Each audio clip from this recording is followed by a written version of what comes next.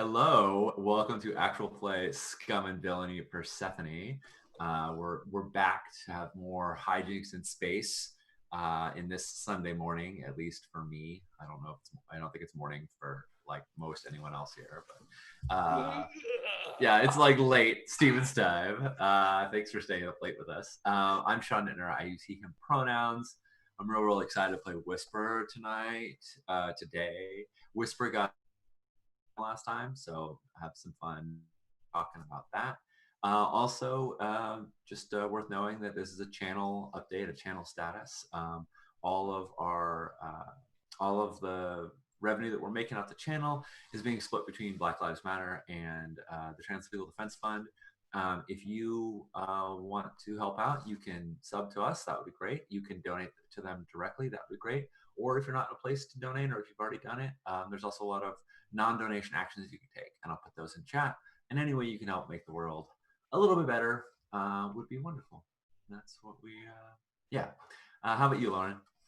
Hi, yes, I'm Lauren. I use she, they pronouns. I was playing Dipper today, who uses they, them pronouns. Dipper is an Urbot who, I guess is like an ancient Urbot at this point, has two hearts, no big deal, has ghosts in their head, no big deal. Looking forward to digging into all of that at war today. How are you doing, Steven? Hey everybody, I was muted, but no, I'm not. It's great to see everybody here. Super excited. I'm Steven Lucan. I use he, him pronouns. I'm playing Scion today, who also uses he, him pronouns. And yeah, some interesting noble family drama embroilment is brewing that I can't wait to see a little bit more of. And I can't wait to see more about like our new crew member. I think that's going to be a lot of fun. Yeah. Jen, how are you today? I'm great. I'm Jen Martin. I use she, her pronouns. I'll be playing Samara Bosa the Scoundrel, and she also uses she, her pronouns. She imitating Stacey Weathers, news reporter, somehow recruited a pilot last time with a kitten in a box. So that should be great fun. I'm highly looking forward to seeing where this goes. Good Josh, grab. what about you? Hey, I'm Strash, he, him. I'm one of the regular streamers here. I'm going to be GMing. I don't have a character, so that's where I'm at. So I'm excited to do this because we have not had a proper downtime in a bit. It's kind of been go, go, go, pace, pace, pace for like a while. And this is the first time we're actually going to see our crew process some of the pretty big stuff that's happened lately to them. Yeah. But before we can do that, let me just review. We went from a job passing through gates and carrying, pirate queens to meet with illicit ex-hegemonic ship captains to like a war in the middle of space to you folks flying away, grabbing a person, kidnapping a ship, dropping black hole grenades, negotiating with the horribly decadent evil nobles and stuff. So yeah, it's been a bit of a action-packed two-parter the last two episodes. So we get to finally see everyone kind of decompress a bit. Let's you know what? I do have my copy of Scum and Villainy here. What we really need to do is handle heat. So we need to do heat and coin before we do the downtimes. So let me see if I've got that section here. Let's actually talk about heat. What kind of heat do you feel that last job generated? I mean, like in general, so much. Yeah, right. for us in particular, I'm not sure how much of our like Persephone wasn't like the heat is attached to our crew and our ship, and Persephone wasn't on any of that last mission. Yes, it was. It was we literally docked at a Yeah. space station. Yep. I mean, that's true. Yeah. You folks were literally on camera. Yeah. Yeah. I think so much then is the. To me, it was definitely loud and chaotic, if not wild, devastating exposure. 6 heat. Yeah, I think loud and chaotic. I think the only reason why I don't feel like it's the most is because it wasn't Persephone that dropped the bombs on the dreadnought. It was the Star Dancer. And Also, Sunbeam. I felt like Starbeam. I felt like we took a lot of narrative approaches to reduce people's awareness that we were doing a thing, and like we weren't 100% successful, but also it wasn't just us showing up with guns and blowing stuff up. So what do y'all think, Jen, Lauren? Okay. I think it's a pretty fair pitch. Sorry, go Jen. No, I was going to say the same thing. Like, I think we definitely got heat, but also I don't think that we got the max heat. Yeah. So you're arguing for loud and chaotic and not wild. That's where we're sitting. Yeah. I think so. Okay. I think so. What does wild and not chaotic, but whatever. What does wild look like in your minds? I think if we hadn't used the ruse, if we hadn't been Stacey Weather, if we had just shown up as the Persephone crew and busted the ship out, or if instead of blowing up the dreadnought if we blew up the dreadnought from Persephone, if like we hadn't done the things that were not associated with our crew in general. But remember that reputation in the sector, and like the way the game works is that when you do a job, people will find out that it's you if it's plausible, unless there's like so like if you folks are in like vacuum sealed suits with like mirrored faceplates and you like absolutely disavow doing any of that, that's absolutely like how you can get zero heat, but also like and not change your status. But bear in mind that obviously you folks have accomplished something kind of amazing, but like we were loud about it. So, well, it's not just that. It's also like some of the pirates are gonna be like, you should have been there when this crew did that. Or like one of the Legion personnel would tell somebody on a station like, woo wee, so you want to know the story of this battle? Let me tell you. And like essentially that's like how word of your reputation spreads. That's how like you change your faction statuses and things like that. So in particular, even though you were in disguise that was working in the moment. You were not necessarily in disguise that cannot be analyzed off a camera later. Right. Well, and that rumors won't come around to collaborate that. Now, what you folks say is that you actively squash rumors and actively disavow doing anything like this, that's fine. I'm willing to accept that. But I think that the momentary presence on board a different ship is probably not. It's not quite as stealthy as you think it is. Because not everyone's on board with keeping the story secret. A lot of the people are just glad that their lives were saved. Many of them are celebrating this as a big victory. And that kind of stuff will spread. So if you folks are actively fighting against the spread of information, I'm 100% behind it. I just want to let you know that you can't say like, well, the camera didn't see us on our ship. And it's like, yeah, but people kind of find out. Yeah. No, that makes sense to me. I think you made a good point with the difference between what was sort of stealthy in the moment and what people will find out afterward.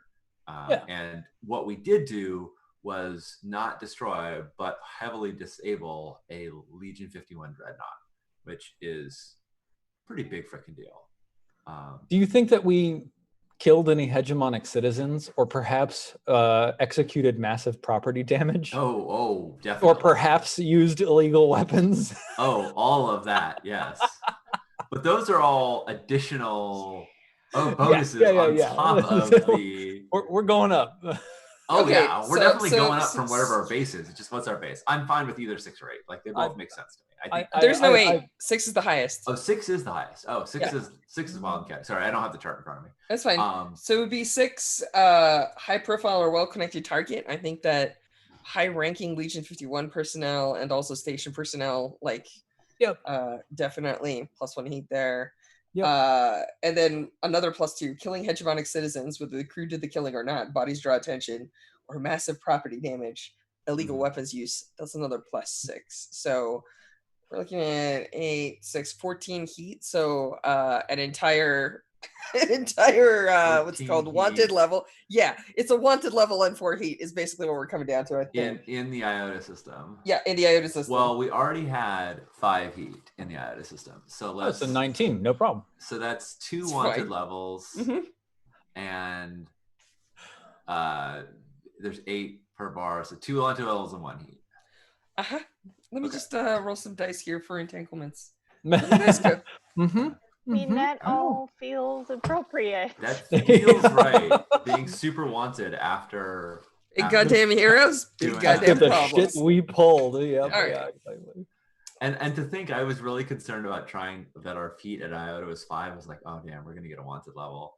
And I was really thinking like I should have spent an extra downtime action to reduce that heat. I'm so glad I didn't, because it would not have mattered a damn bit. Would have felt like a waste. It would have felt like a waste. Yep. I can imagine Whisper just like sitting at the station bar, head in hands. Why do I even bother? Yeah. I have a mechanical question. The heat applies to the whole crew, right? So even like Ula, who is not here. Yeah.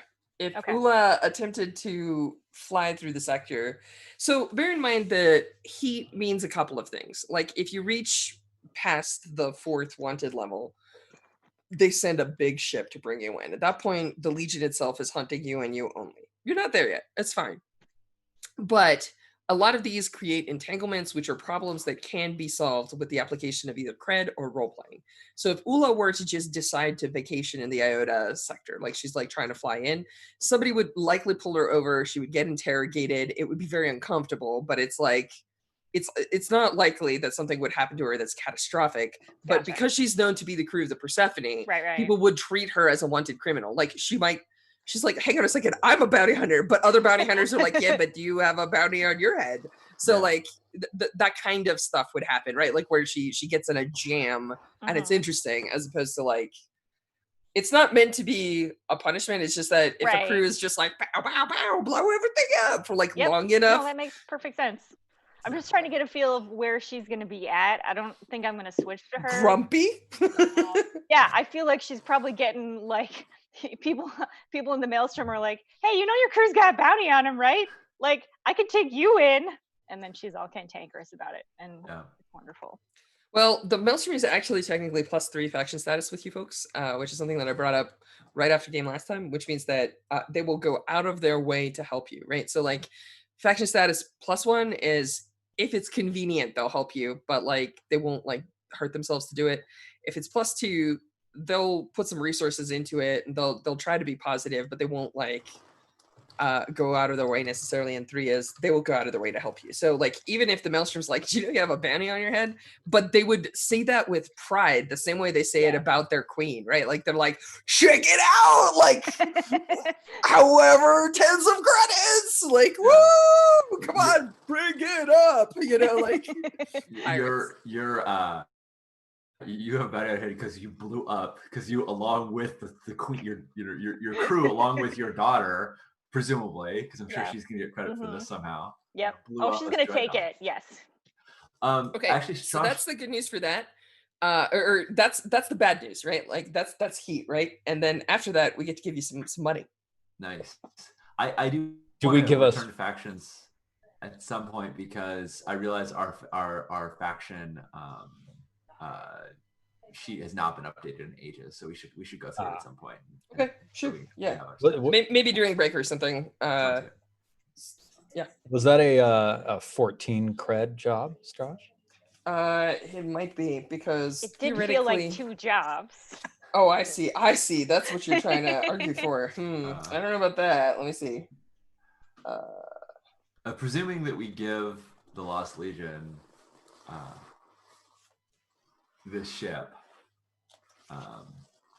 it seems. I mean, that's a big presumption. It is a big presumption. Maybe we won't, but Persephone just got an upgrade. If we go back to Ula I don't know without her ship, she's gonna be super pissed. Yeah. Hey Ula, remember last time we came back with crew quarters? Well, we came back with a new ship. Now we have a black hole drive. Surprise! Well, actually, that would probably get be super into that. That would become a very interesting argument, right? Because like I don't think Raquel would give up the ship. It was like, I'm the engineer. Raquel's like, the hell you are! Get away from my baby! Oh yeah, I would love to see Raquel and Ula duking Look, it out over who's taking care of Raquel it. is the technical director. We need her to manage things like high-level system integrations. It's fine. Mm-hmm.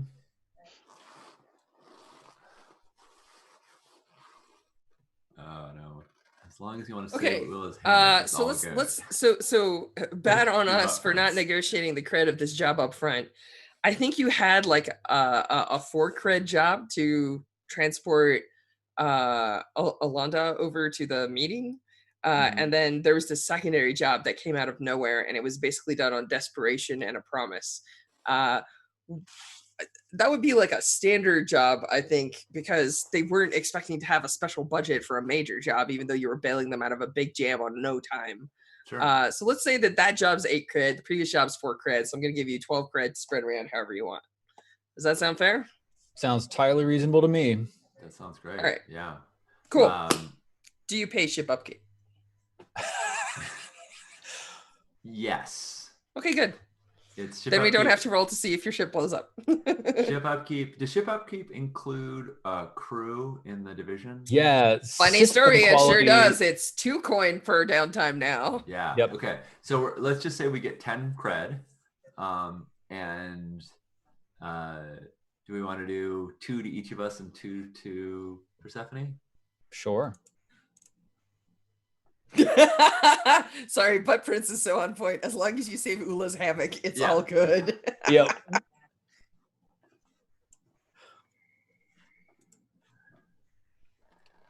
Oh, having cred again.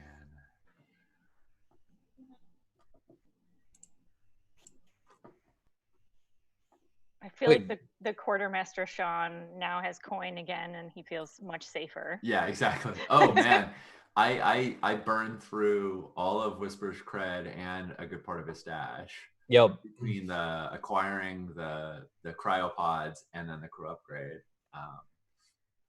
So yeah, having a little cred to spend around is nice.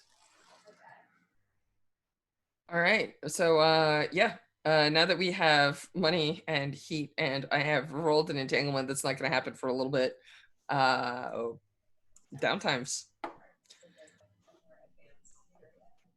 What does this look Awesome. like?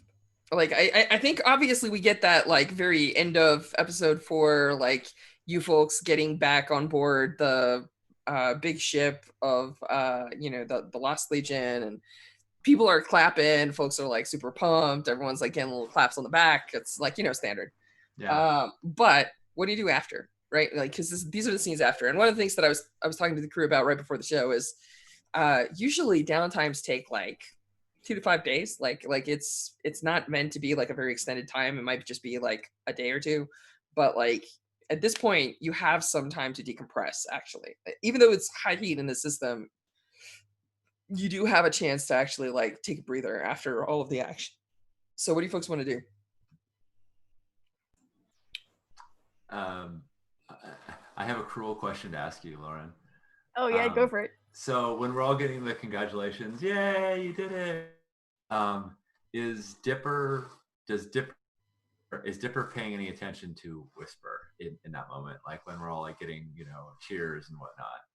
Like, does Dipper have any desire to talk to Whisper about this afterwards? That's a really good question. I'll say like not particularly. So Okay. it's gonna this is gonna have to come to Dipper. Like, so That's great. So I think if Dipper is distracted or doing other things, I think Whisper is then watching Dipper, waiting for them to like make eye contact or whatnot, seeing that they don't, and then like leaving the party and going. And I want to talk to my daughter, to Rowan, to find out what the heck happened in what this all means. And this is probably not like immediately after. This is follow up because it's Awesome. So I think you're heading to your daughter's quarters, and that's still gonna happen, but I think you get intercepted partway. Okay. Or like Cool. right as you're like you're walking through the promenade, or equivalent of whatever, like the big like sort of like walkway around the outer edge of the ship, and you're seeing repairs and Some stuff of it's going on. damaged, yeah. Yeah, of course. And you're almost to your daughter's quarters or whatever, and you're thinking about that. That's where your mind is, which is when a pair of strong arms grabs you and shoves you up against the wall, and you're staring into the fierce and rather angry eyes of a pirate queen, and she goes, "This is all your fault." Awesome. I'm sure it is. When isn't it our fault? Can you care to be more specific? I think she like thumps you in the wall and pushes off and like takes 2 or 3 steps back and like runs a hand through her hair and says like, "Look, your daughter's being unreasonable. I am not looking to replace one hegemon with another. That is just not how things are going to go down." So you're saying that she wants your support in taking over, in restoring the true and rightful heir to the throne. She believes the same bullshit that everyone in the hegemony believes. And she thinks that if only you can get someone good on the throne that's been raised to believe that they owe something to the people, everything's going to get better. But you and I both know that's not how the universe works. Yep. We can agree on a lot of details, but this is not going to work. Did you proffer the option that the Procyon sector exists outside of hegemonic space and under your control, or under no one's control for that matter, and that we shut down the gate back to the central planets? Because I thought that's what you wanted. That is what I want. That is not what she wants. What value, to my knowledge, and I've been with the Lost Legion for some time, to my knowledge, this is a hiding space, not a valuable piece of hegemonic real estate.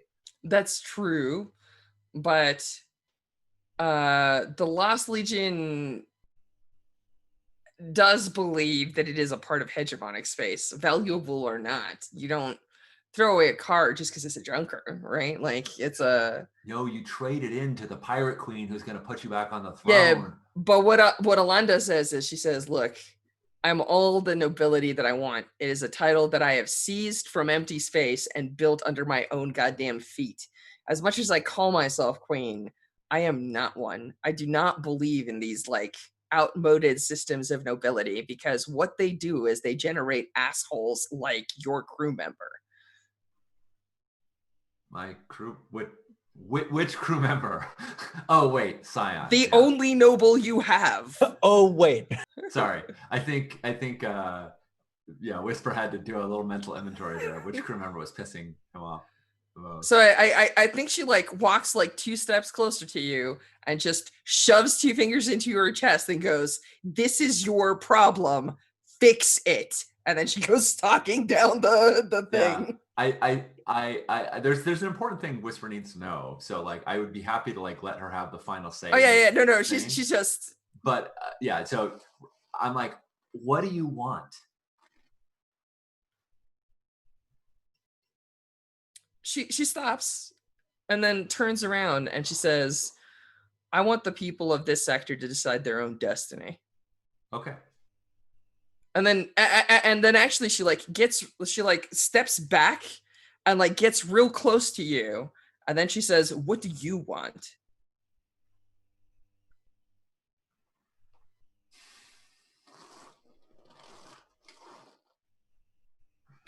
I want too many things that all conflict, so I'm gonna have to decide.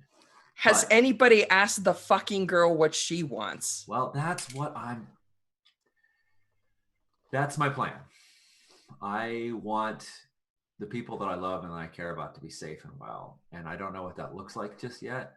But as far as I'm concerned, leaving the Procyon sector out of it makes perfect sense. Giving you or anyone else who has the might to rule it makes perfect sense. But I haven't talked to Her Majesty, the Royal Grace, more than in passing in years. So I don't know what she wants yet, and I think she gonna like find out. straightens up her shoulders, right, and like pulls out of your like personal space, and she says, "Good," and claps you on the shoulder. She says, "I'll buy you a beer afterwards," and then turns around and goes walking down the promenade. Nice. I think I will continue on to Rowan's, but we should cut to like someone else's, someone else's scene. Yeah, what do the rest of you folks want to do? I mean, Samara's gambling. She's extremely stressed right now. Oh, awesome. Yeah, Vicing. So because you gambled on screen and did all your stuff, I wrote this down. It's in Roll20 somewhere. I said that I would give you +1d to Vice this time if you would like. I would love that. So have at. Bonus die 1. Oh, Great actually. if I had chat open. I got a 4. Okay, well, you clear for stress. I might revice because that's 2 vices. Yeah, 2, 3. It's risky. 4. I assume that. Yeah, you're right. I gotta think about it. Somebody else should go.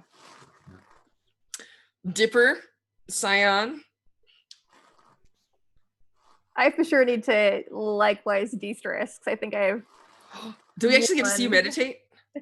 Heck yeah! Awesome. Meditation. What does that look like? Oh, I have one question, but can I use meditate twice, or is it like a? Okay, great, cool. It's basically like I have to reread the power because I haven't read it in a long time, but I think it changes what a vice can be. Oh yeah. So like you can vice twice in a row, no problem. So it's very similar in that regard. Then I'm gonna do a really deep meditate because I am stressed out. Like I think this is in Dipper's crew quarters. It's in front of the eel tank. And I think Dipper leaves the door cracked open in case a certain cat wants to come by and get all up on Dipper's space while Dipper's meditating. No, Very okay, useful during okay. meditation. Yes, there might be. I don't know. It's like, what's weird about this cat? Is it like a 6-legged cat or something? Like space cats are always like slight, or do we just have normal cats because they've acclimatized to space? I think it's got at least like 2 tails or something weird like that to sort of like help balance in space gravity, right? Because that's got to be hard to do. So center, the power says you gain meditation as a vice. When you indulge this vice, clear +1 stress and add dark visions as a possible overindulgence. Heck yeah. Oh, and of course, like Dipper dims the lights a bit and you get kind of like that eerie void glow from like the eel tank and stuff. And Dipper's like glowing eyes in the darkness. And I'll go ahead and indulge my vice. Imagine the shades of Dipper's eyes changing. Oh yeah, totally. Different hues flashing across as you meditate. For certain. Cool. So I got a 4, and I think I get a extra. Yep, you get +1 stress relief. It clears 5. So 5. Clears 5. 1, 2, 3, 4, 5. Okay, and then I'm just gonna go ahead and roll it again because I'm still really stressed out. Wow. All right. Well, in good news. Okay, so I just want to remind everyone, in case you need to know this, you can actually spend cred 1 for 1 for extractions. No problem. So you got paid out handsomely, but that may all just vanish into thin air as you've got stuff to do, as it were. Oh yeah, I was thinking about this last night. I was like, I need at least 4 downtime actions to do everything I want to do. So. Well, good news, you've got the cred for it. Yeah. Heck yeah. I'll just be quick and I'll hit. That's fine. That would clear 6 more, which means that you overindulge. I overindulge. So cool. Now traditionally the player gets to pick the overindulgence. So you tell me if you want to have dark visions or if you want to have something else. I think dark visions feels very appropriate given this is before I'm going to have a deep heart to heart with Whisper. So let's have a chat about that because you're a strange character. So dark visions is usually you get visions of a friend or a loved one in danger. And I feel like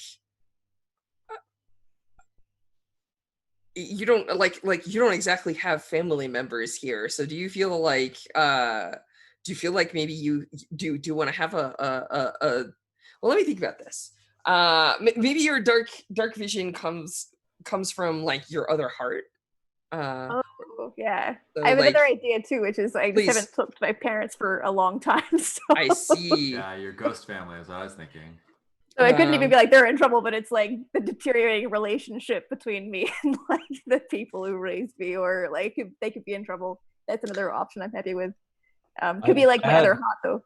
Oh yeah. I had another thought just to toss out there, but I'll let this rest entirely with your decision, Laura.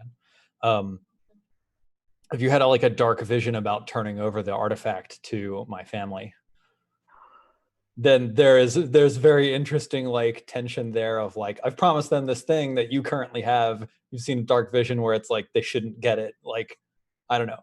Especially considering the fact that like it's one of these artifacts that protects a system, and Right. you've interacted with it. Yep. You have and that Dipper is now like contractually obliged to defend these things. All of this is plausible. So Dipper, how do you feel here? Oh, that I'm very, very intrigued by having a vision that I betray Scion, because like that raises so many questions about what would it take to me to do that. Like Scion and I are like best buds. Like what? This is scary. Scion is a mere organic.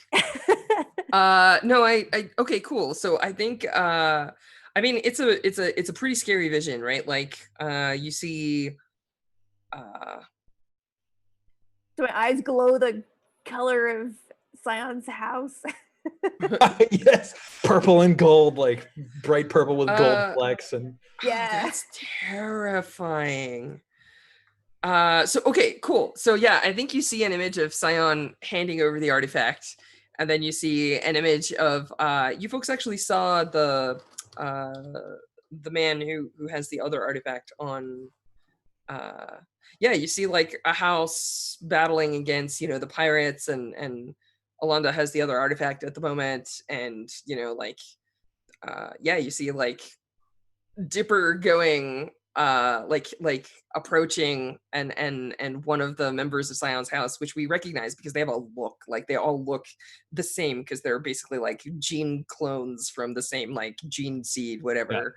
Yeah, the aquiline nose. Yeah, they've got like features that are identifiable, right? Like they all look very creepily similar. So like yeah, the like you see a member of the house actually like holding out like 3 artifacts. Then you see like your eyes changing maybe to like that blue and gold, and then we see you like murdering your crew and other people because you're under their control or something. Oh heck yeah.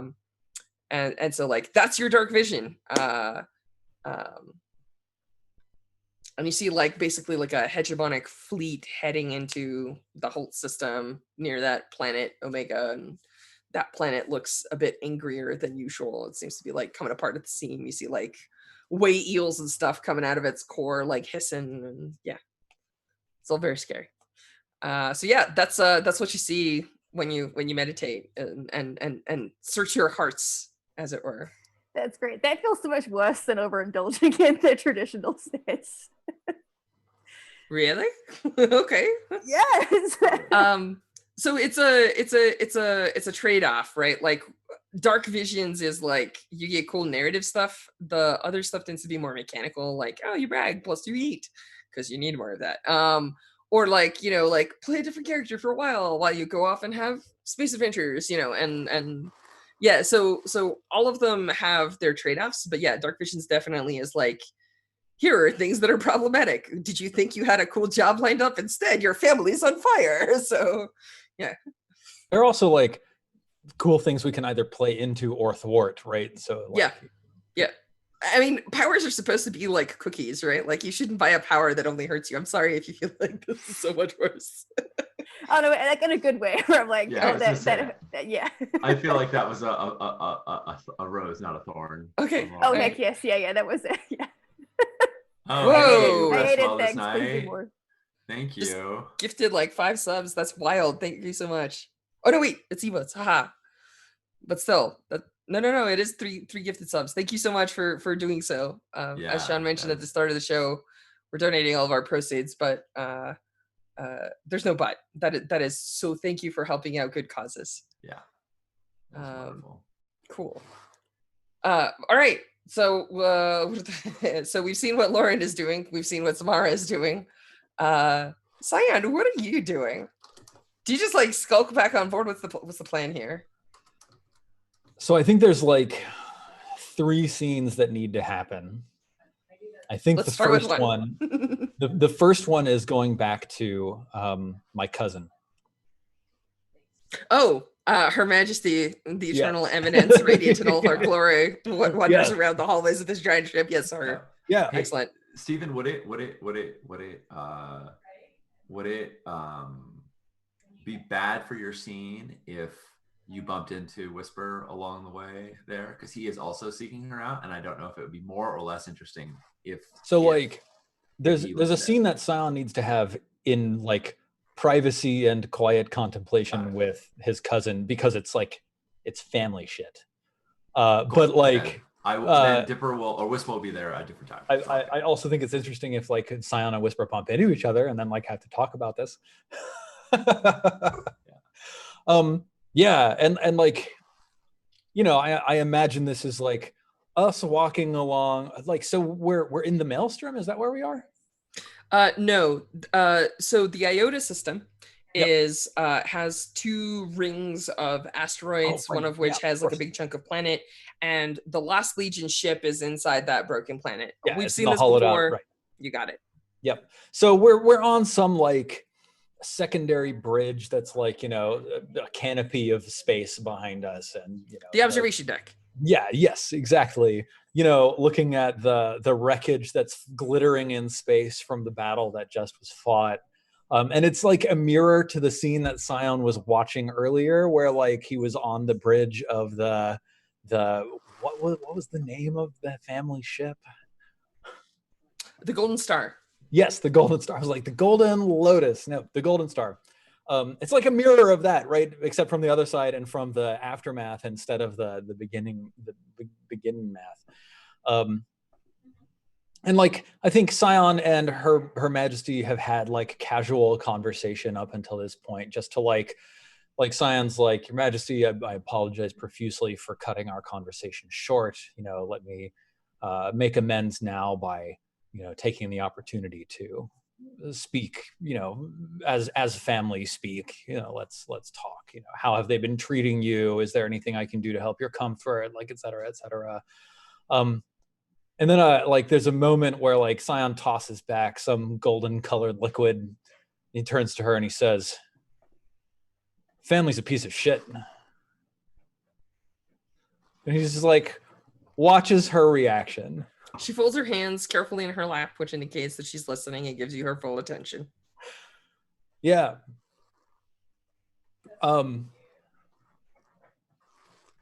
God, how does he do this? Okay, hang on. I feel like there's probably some dice rolls that are incoming. I need to look at my character. Okay. It's a good thing I have nothing in consort. Excellent. Whisper could have been there. It's true. It's I have fine. some sway. Yeah, remember, you can always push yourself for a die. But yes. Yeah. I think I'm kind of like,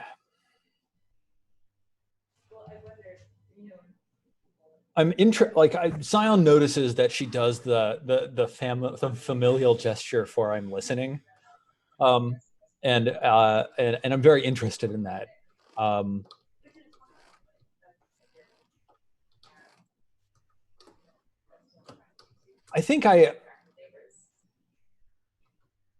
think I start by saying, you know, when I was growing up in the home, you know, I thought that family was about duty. I thought that family was about honor, about behaving right, about obeying the patriarch, about serving the hegemon. And that's what I lived until I was 21. And now I think that family is about more than that. And maybe not actually about that at all. Maybe family is about someone realizing that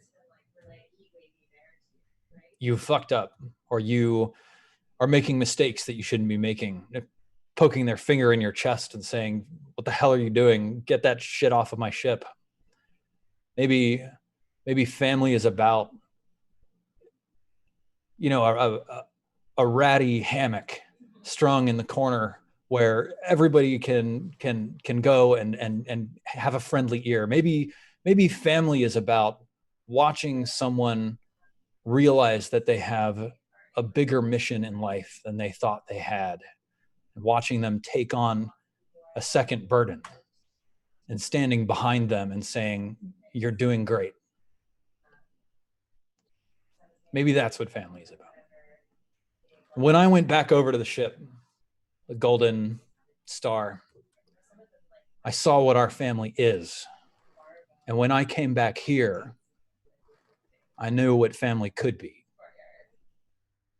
So, Your Majesty, with all due respect, I think I'm done with what family was. I'd like to find out what family can be. And I'd like you to join me. Okay, now that part she's a little taken aback on. So let's take this conversation one or two more steps further. Yeah. And I think she quirks one eyebrow and she says, like, are you attempting to reject your noble title? I look back at her and I say, my noble title rejected me years ago. Poetic, but illegal. Let me understand this. There's a lot of ink wasted talking about the role of duty and the purpose of the hegemon and the noble families in the universe and the galaxy. And I think she stands up and like looks out of that, you know, towards like all the sparkling dust and everything else, and she says, yep.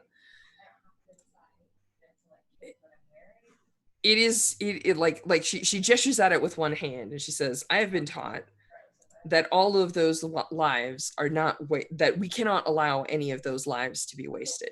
We must attempt to strive to give purpose and meaning to the sacrifices that others make in our name. And what you're saying is that you casually want to not just reject your duty because it is a burden, but you want to what? Pack up our bags and go traveling the starways? Like, yeah, in a tiny ship that could fall apart at any moment because hammocks? I spread my hands and I say, let me think. You mentioned illegality. You mentioned the ink that has been spilled, justifying the order that we impose on ourselves and on each other. I look around at the space around me and I say, by the strictures of legality, us existing here is illegal.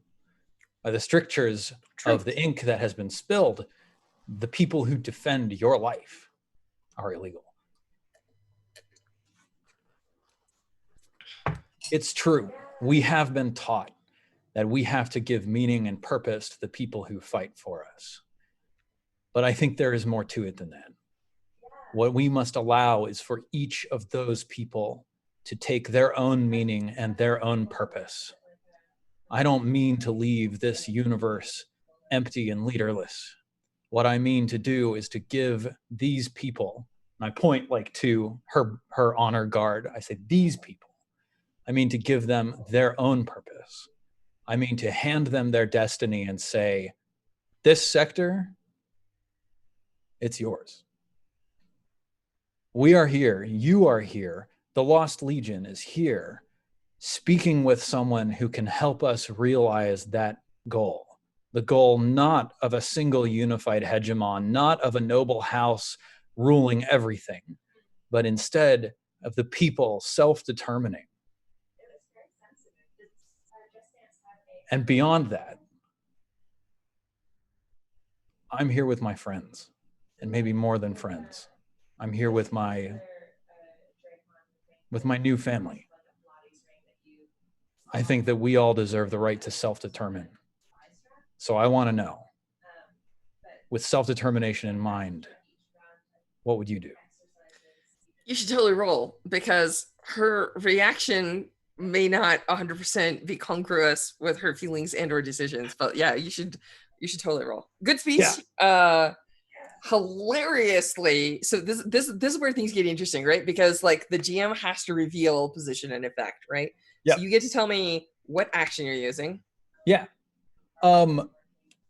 If I can, I'd like to argue that it's sway, because I'm trying to convince her to move her position. Like I know that as the former hegemon, she needs to toe this line, but I'm trying to show her that there's more out there. She's actually not a former hegemon. She is the child of a former hegemon. Oh, okay. Maybe even grandchild. But the only person in the line of succession, as the case Got may be. Got Steady sway. Here we go. Influence someone with guile, charm, or logic. You might lie to someone's face. You might persuade a sucker to believe you. You might argue facts with an officer. You could try to trick people into affection or obedience. Though consort or command might be better. Yeah, I think we could run with sway here. Yeah, that sounds like what I'm trying to do. So here's the thing. I think what I'm going to tell you is controlled. Okay. Controlled great. Whoa. Yeah. Okay. I'm going to push myself. Wow, that is more effect. That is wow. Yeah, that's more persistent and effect than I was expecting. Well, bear in mind that the players determine difficulty. The GM only determines consequences, actually. And so it's controlled because the consequences are not major. The worst that's going to happen is you're going to have to try a different tack. Yeah. But the effect has to do with the fact that Strash, who needed to understand the answers to some questions, made a few fortune rolls 2 weeks ago, actually. And so I wanted to understand where the girl stands on some stuff. And so like I made a couple of fortune rolls and I interpreted them like an oracle. And it tells me that despite the fact that she has been immaculately trained, her heart may not always necessarily be in specific places. So go ahead. All right. Do we have a gambit? No. You zeroed it out last time, and they unfortunately regenerate at the start of a job. That sounds pretty reasonable. Here's my controlled great with +1 die. Whew. 4. So you have two options.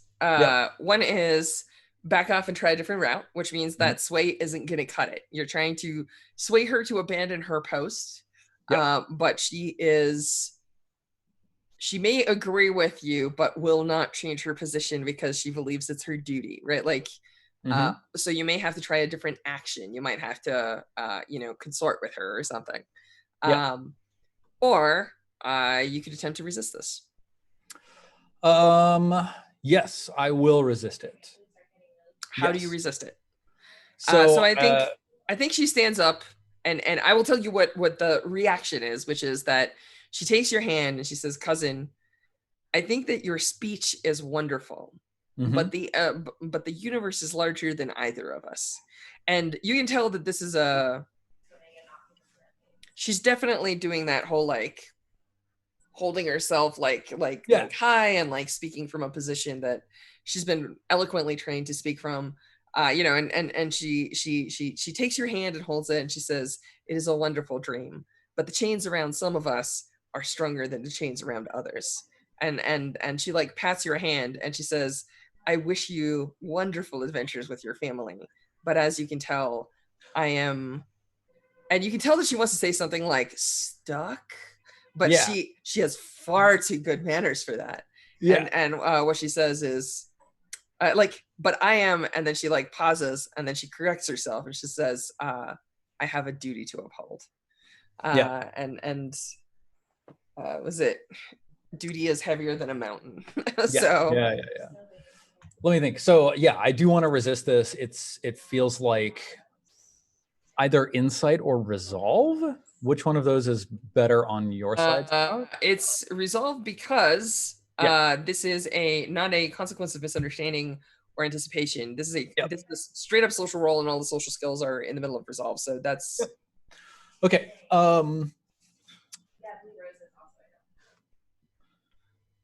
So like if we assume that my resist works because the roll is going to give me some stress and the resist will work, I feel like the tack that I would take is like,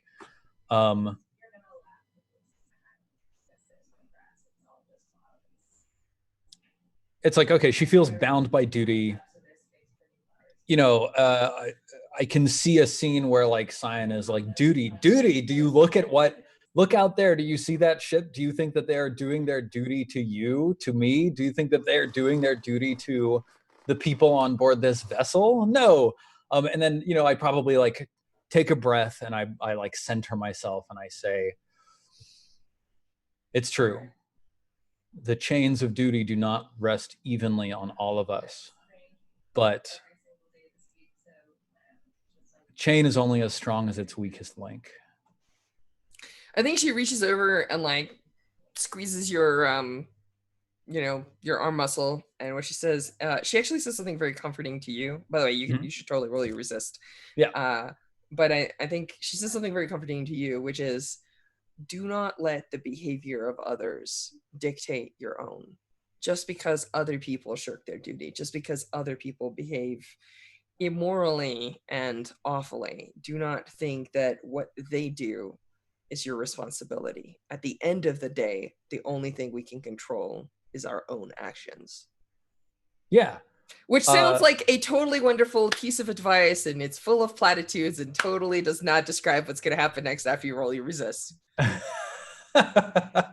should totally roll your resist. Yeah, I mean, like, you know, the resist roll here. Well, I've got no bonus dice. Let's see. I take no stress. Amazing. Boom. Yeah, I mean, like, you know, if this was like a role played scene, I would turn that around and I would say, like, you know, the people who have, you know, this is a role played scene. What do you mean it's not a role played scene? Well, like, you know, what? Go on. There's always the difficulty in certain systems, and I think Forged in the Dark has this as well, where like the mechanics mandate that the scene go a certain direction, but the conversation may not necessarily logically drive to that same conclusion. Bear in mind that what we're fighting over is the hearts of people, right? So conversation and action may not always be congruous, because remember that right now she is in a fancy dress with like a tiara and she's glowing radiant on this observation deck. And as you pointed out, she's got an honor guard apparently. Yep. So like there are people observing this conversation, which even if the audience is not necessarily paying attention to, she is very keenly aware of, which means that her words and her heart are two different topics. Yeah. So please go on. So I think I noticed that is part of what her calculation is based on, and I lower my voice and I say, years ago, I studied with a teacher for 2 months. He was not approved. She was not approved by our family, and that small moment began to break the chains that bound me. But instead, I have found a greater purpose. And then I mirror her words back to her. You do not have to concern yourself with what other people, and I point out at the golden star, what other people do. You can concern yourself with what you feel is right, just as I shall. And then I like, you know, step back and I bow deeply and like genuinely, and I say, thank you, Your Majesty, for this enlightening conversation. Oh, that was really cool. All right. Not a downtime action, but cool. Very cool. For those of you watching, this is what free play looks like. All right, cool. We deserve it. Who wants to go next? Who else has a scene or a downtime action in mind here? All the tension. Sean, you said you want to talk to Rowan or something. Yeah. Let's cut back to me in the hallway, and you know, just to sort of quasi tie the scenes together. I think as I'm getting to like Rowan's door, I kind of like hear down on the promenade like people getting out of the way for the honor guard. You know, so like we kind of know like that scene's happening sort of maybe coterminously or something like that. And I like, you know, cock my ear, because obviously that means that Her Majesty is there, but I've got something important to do. So I, you know, doop on Rowan's door. I'm sure that's the sound of Doorbell. It is now space doorbell. You know, Space doorbell. Classic. What is it? It was the classic Star Trek response. Enter. Except Enter, that yeah. clearly the person outside won't even hear that. But all right, fine. But the door opens. So yeah, the door opens. Of course. Yeah. Yeah. So I come in and yeah, I come in and look for Rowan. And yeah, she's going through paperwork, right? Like, because people are requisitioning supplies for ship repairs. There's captains of other ships giving in like damage reports and things like that, right? So she's like elbow deep in paperwork, and there's like piles that are like slightly messy because usually her quarters are immaculate and she's all about like precision, but you can tell that some of the papers are not perfect. So like the piles indicate that, you know, it's overwhelming. Go on. Yeah. I come in and I say, "Do you have a minute? Looks like you're busy." No, but that's not going to stop anybody else from bringing more work. She goes like, "Have a seat."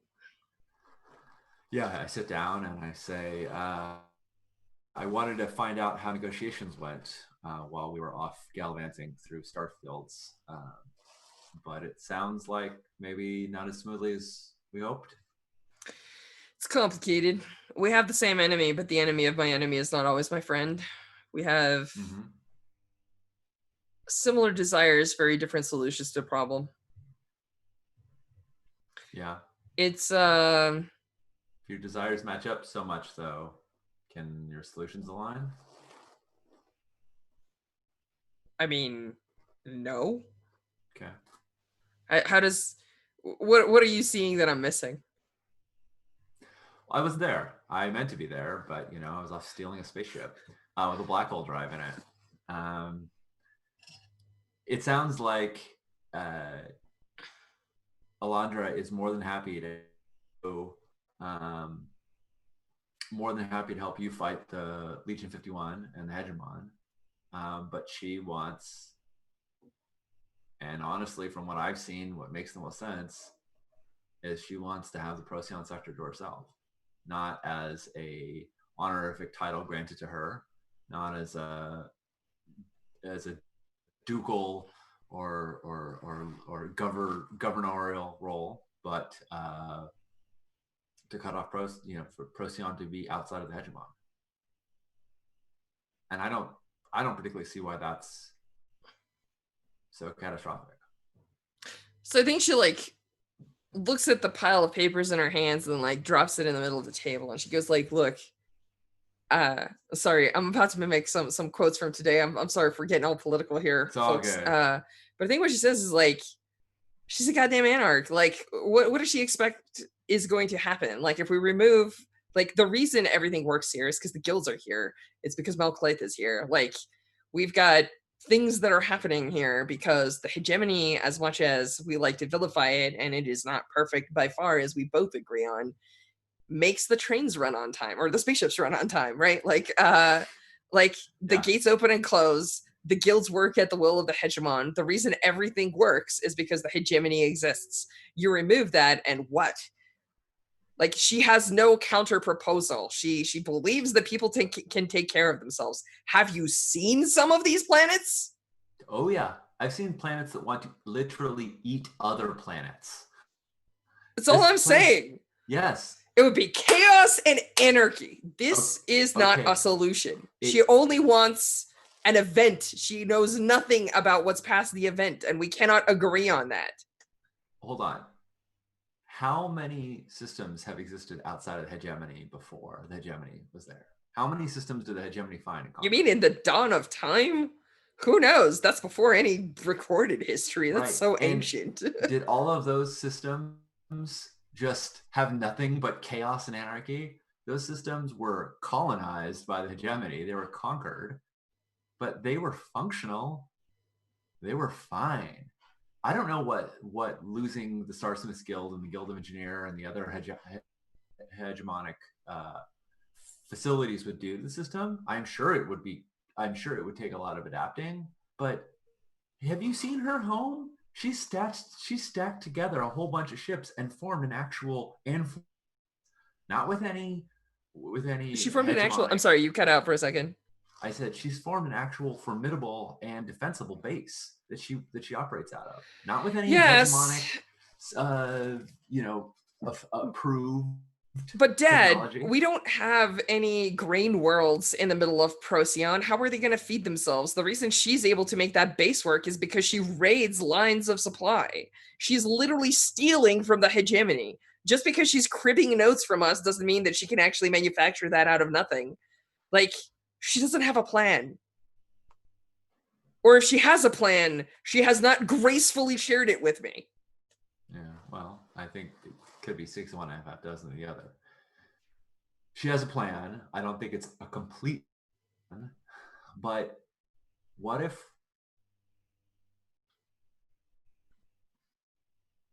she had someone to aid her? What if she had someone, trusted counsel, someone that you A trusted governor? as well? Have you met her? She has, oh yeah. No, I don't think she understands structure or responsibility or order at all. I think it is perhaps against her genetic code. I would like to meet the woman that spawned her, because whoever that is a monster. Amazing. Very sweet. Very sweet. She makes amazing cookies, and she's not quite like her daughter. Listen. She is not the barbarian that she makes herself out to be. She is a bombastic character because she has looked that is what's needed to win the loyalty of those who follow her. But at her heart, not at her heart, at her core, she is thoughtful and has more up her sleeve than she shared. And I wish she did. I wish she shared with you more of her plans. I'm sure they're not complete, but they're not non-existent either. If she presented to you some, or if perhaps a third party, be it myself or my crew, presented to you some plan to go forward, do you think that Her Majesty would consider it?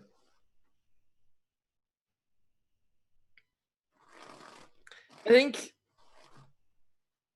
Ruin inhales and looks a little uncomfortable. And what she says is, Her Majesty has advisors. I don't know that she herself would understand all the ramifications of this decision. Why do you seem so doubtful of the woman that we're all risking our lives to protect and to restore to power? Causes are complicated things, Dad, which you understand because you fucked off and left me to deal with this on my own. Who brought you a starship?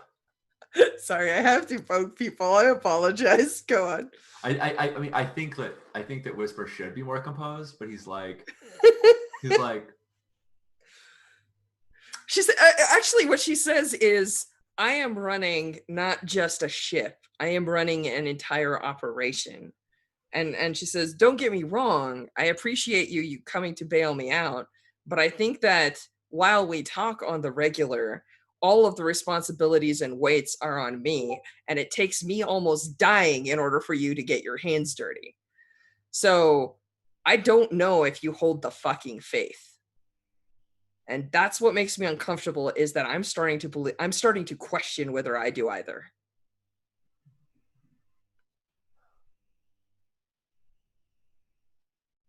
This isn't just a military organization, it's a goddamn cause. And the thing is that I'm getting tired of pushing the cause forward. So I don't know. Sometimes we have to believe that for whatever reason, the hegemonic blood will know true. But I also know that there is a child in there that does not understand how to run a galaxy. It takes an iron fist and an unyielding will to bend the nobles to your cause. It is an act of absolute willpower to run this entire thing. And I question if every decision can be made by somebody who hasn't even kissed a boy.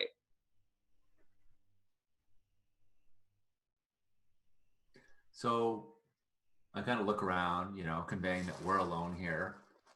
And I'm like, so follow that line of reasoning to its logical conclusion.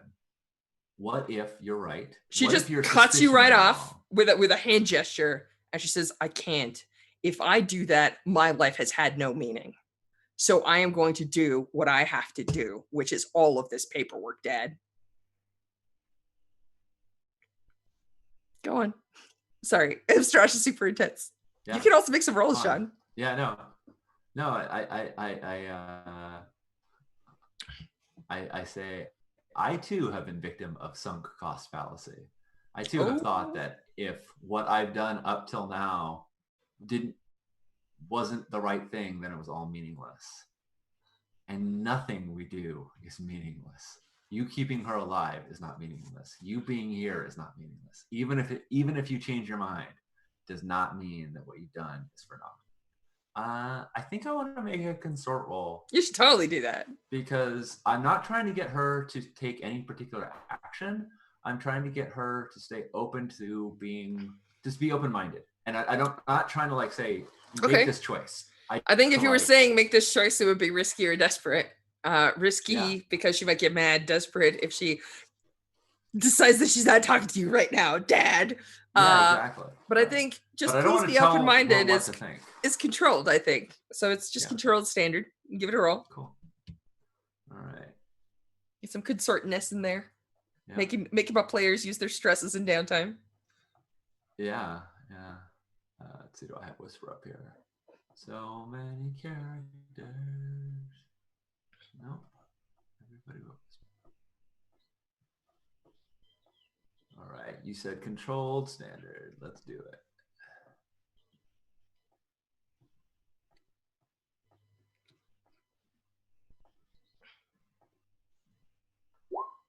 All right. Partial success. So you have to try a different approach. Yeah. Or you can do it with a consequence, or you can resist consequences.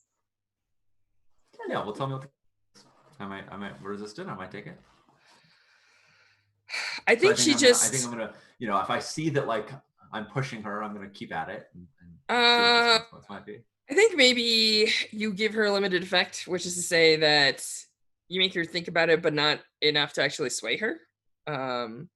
I think that the years of fighting for the cause is stronger than maybe your words. So I think that, we'll just go with limited effect. I'll make a little clock for convincing Rowan. Yeah. I'm cool with that.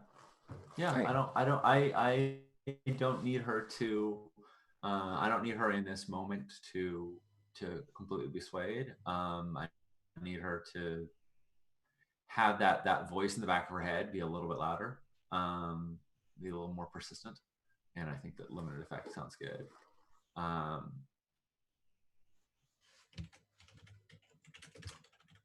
Yeah, I imagine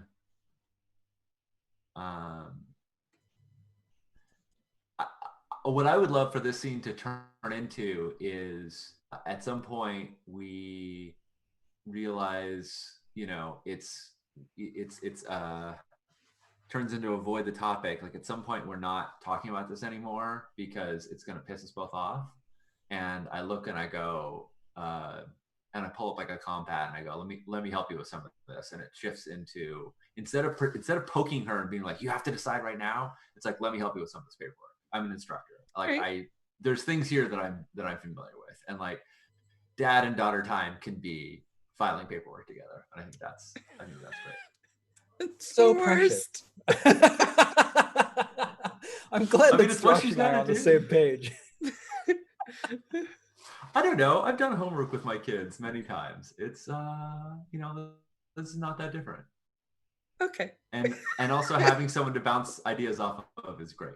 If you're looking at a forum and you're like, damn it, which one? How do I fill this out? Having someone there to ask, I think is helpful. So, yeah. All right. Cool. Who else wants to do a thing? Yeah. Apparently it's yell at each other and have heavy feels and talk about the meaning of fucking life episode. All right. That's what it is. I mean, I was going to say I want to have Samara train Helm with Nita and also probably flirt with her, but okay. It's fine. All right. What does that look like? Yeah, I mean, I think Samara is generally not like, she's not the kind of person who gets like bashful about flirting. She probably does it a little like too almost Oh, I meant the bravado-like. helm training, but this is interesting. Yeah, sure. Please continue. Okay. Yeah, I mean, I think the helm training idea was like, Samara sees this black hole drive ship, and I don't know, she's the read that she's got, and this is partly Jen, right, the player. The read is that Whisper maybe doesn't want to leave his daughter. I don't know, we'll see. And Samara is pragmatic enough to be like, maybe I should put some dots in helm. And also flirting. So multiple birds with one stone. Okay, so are you trying to steal the black hole ship and have a wild drive, like a joyride? Actually, I love that. Yes.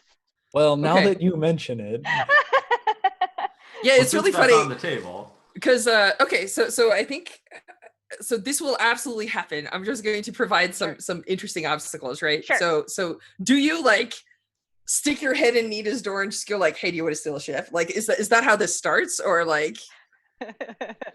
I think maybe I don't stick my head in her door. I think we're like eating in the gallery or something, and she makes some like ridiculous joke about, haha, wouldn't it be funny if we stole this ship?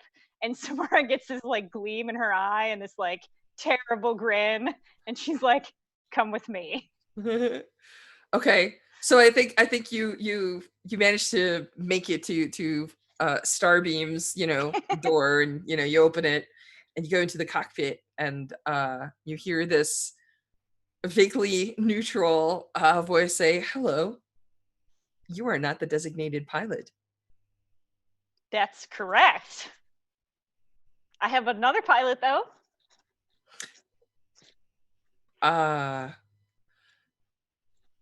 Actually, what she says is like, please give me your designation. Oh, does Samara give? I think maybe Samara gives her real name, which is not Samara. I don't even know what it is. All right, so I need somebody to give you like a cool like Top Gun name for yes. Nita that she uses as her racing name. Chat, if you want to do it, it's fine. Yes, please, chat. They'll get they'll absolutely get a name here. But all right, cool. So I think the two of you give designations of ship as like, very well, your designations have been entered. And that's when you hear the as like the door to the bridge opens, and like a hair rubby Raquel walks in and goes like, what's going on? Because it's pretty clear that she sleeps on the ship even though it has no quarters.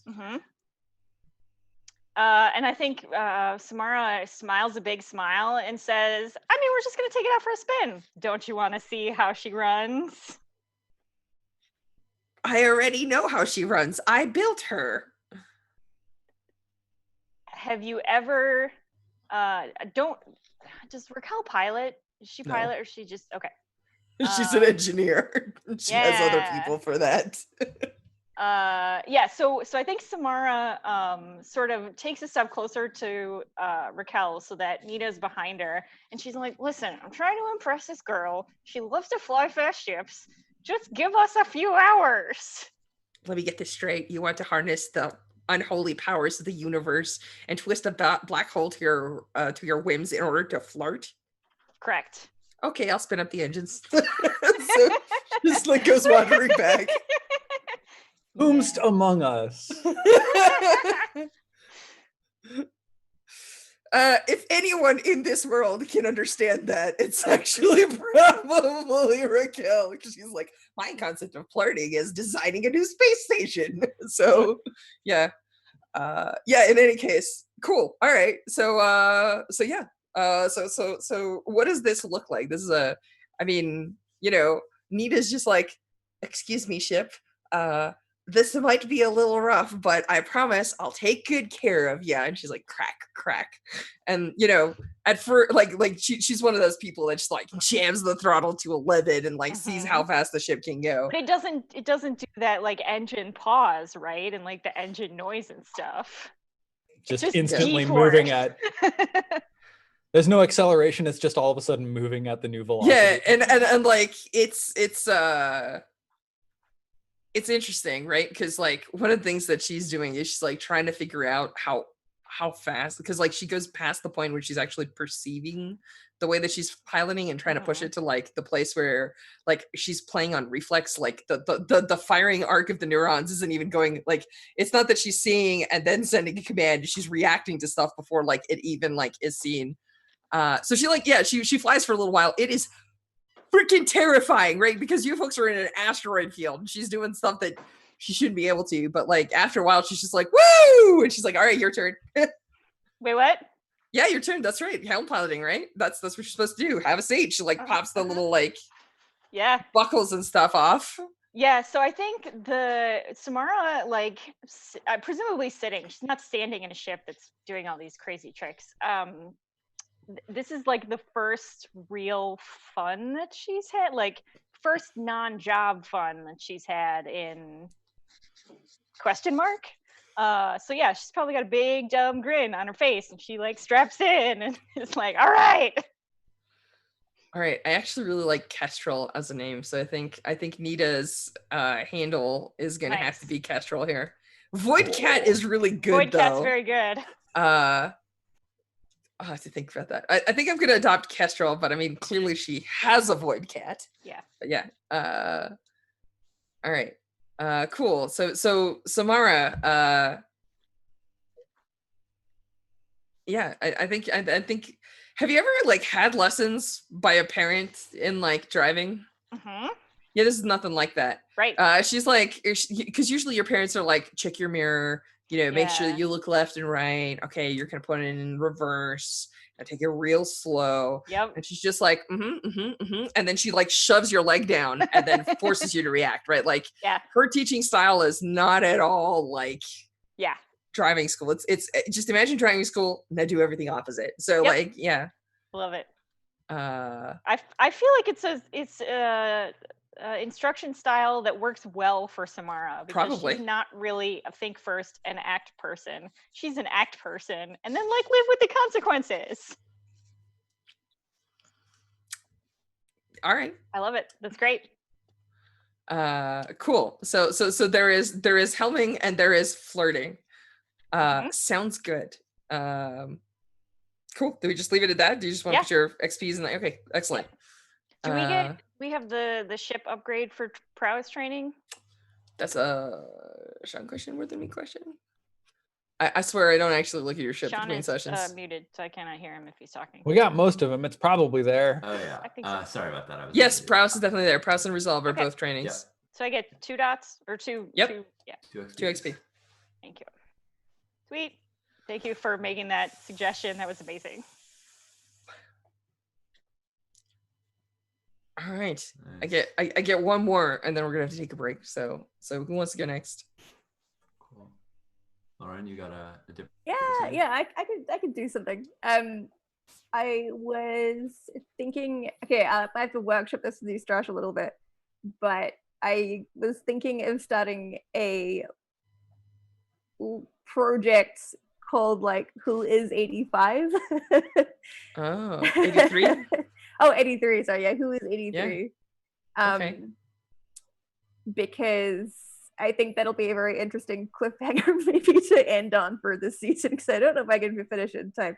But I think Dipper's first step is to have like a really long overdue conversation with their parents, who I don't think they've spoken to since like ages and ages and ages and ages ago, well before this Tube Core thing happened. Because I think Dipper's been trying to like, I got this, I can do this by myself, like I have probably messed up, I don't want my parents to know about this, I can fix it, and then like if it's fixed, I don't have to tell them. But I think it's at a point where Dipper's like that's amazing. I'm sorry, that's just wow.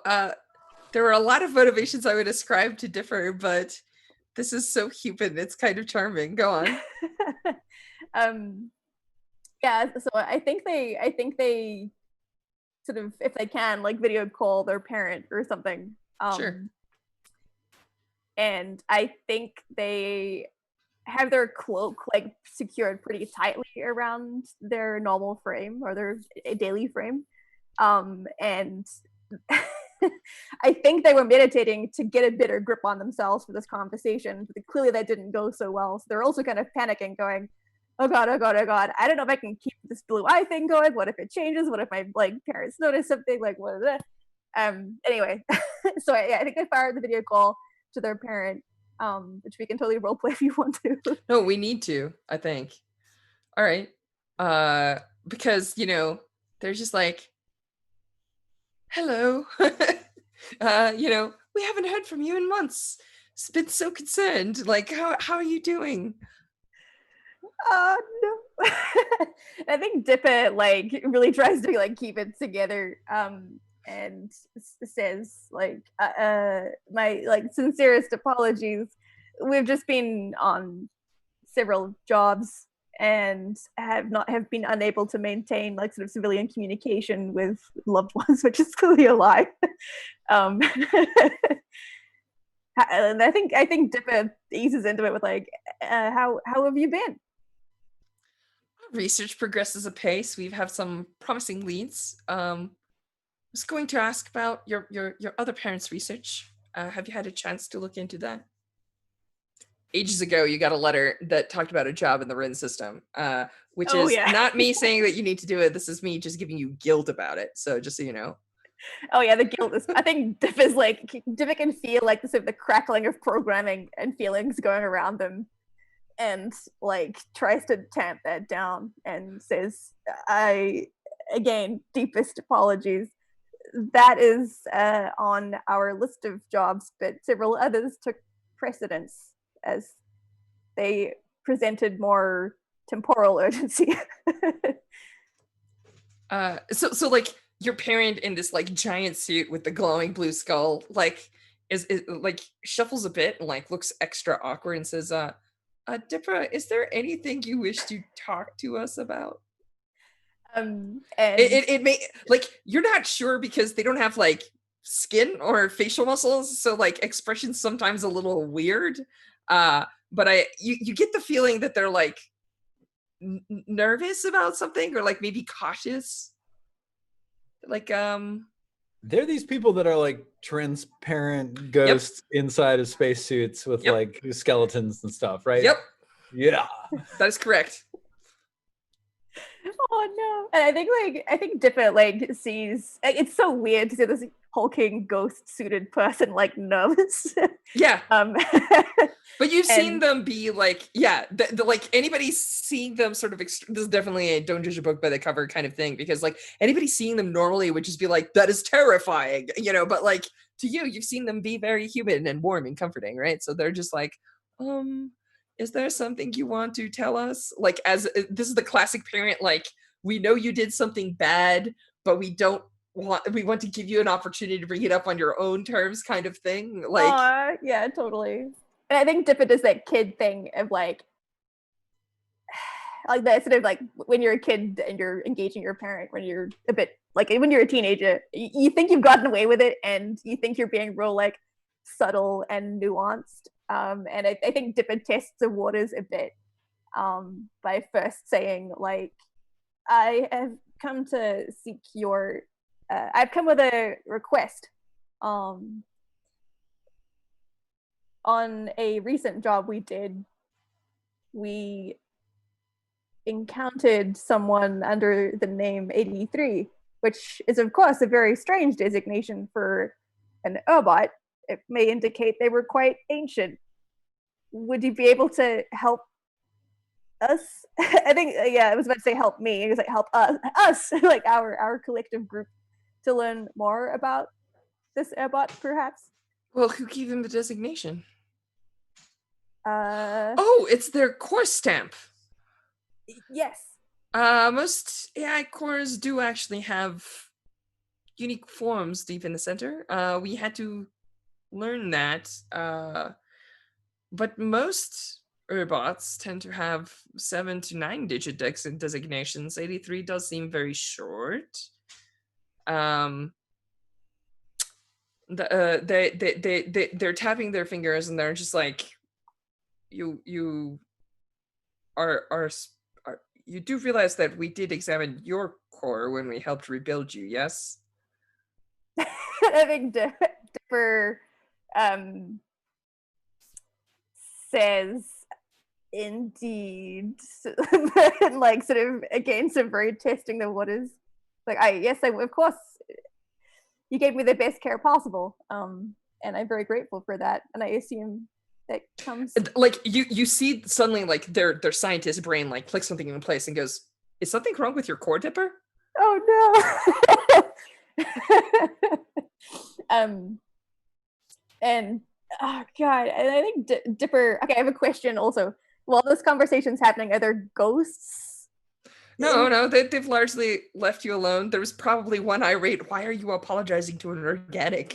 But like that's about it. They've largely left you alone, unless you want something to step in. Like this is a very, very private moment for you. They're not particularly interested because nothing in your destiny or the other core is related to this topic per se. So cool. No, that's perfect. Yeah, that's why I think Dipper, I think, flinches when their parents is wrong, and says, "I suppose it would depend upon one's definition of wrong." Is this why you are wanted in the IOTA sector? Oh no.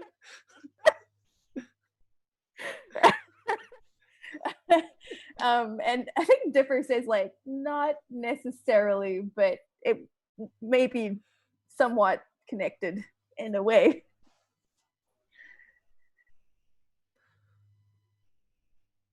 I have read several books on child rearing, and while I want to provide you your space, we are also very concerned, would like to see you. Oh, I think like Dipper, oh gosh, like Dipper takes a very like sort of a bot breath to like like sort of calm themselves down a bit. Maybe they sort of like go back to the meditative state, and then I think without saying a word, like really slowly peels away their cloak and like stands up to reveal like the two cores. You hear the clink because they forget themselves and they try to adjust glasses that they can't because they've got a visor and also a skull for a face. But yeah, you tink and like it's like they're squinting. They're like, you they're just like, what happened to you? Oh, it's a long story. That happened in 2 months. It can't be that long. And I think we can maybe like I think that's in Dipper like it sort of all comes out then, and we can sort of like montage that like while we went to like this tree, talk to Dipper gesturing, flashback. Yeah. Dipper gesturing, flashback. Dipper gesturing. Huh.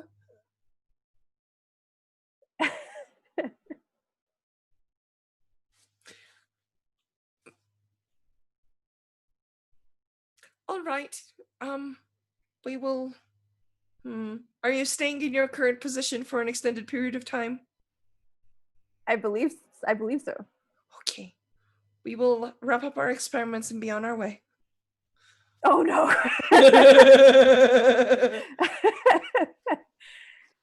Nice. Oh god. Yeah, that's a perfect place to cut that. Dipper doesn't want that. That's gonna be terrible. I can't wait for you to explain things to your crew.